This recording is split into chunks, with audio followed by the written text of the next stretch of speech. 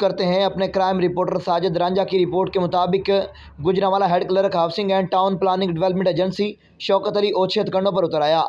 खुद को बचाने के लिए मीडिया टीम हायर कर ली और मौका अपनाया है कि कुछ लोग सोशल मीडिया पर मेरी साख खराब कर रहे हैं। मैं पूछता हूँ, एंटी करप्शन में 16 केसेज मैंने बनाए हैं। शाह मोहम्मद, जिसने 2016 में शौकत अली हेड क्लर्क के खिलाफ एंटी करप्शन में एक FIR दर्ज करवाई थी, जो बाद शौकत अली के जुल्म के खिलाफ 5 साल तक लड़ता रहा और आखिरकार खाल की हकीकत से जा मिला।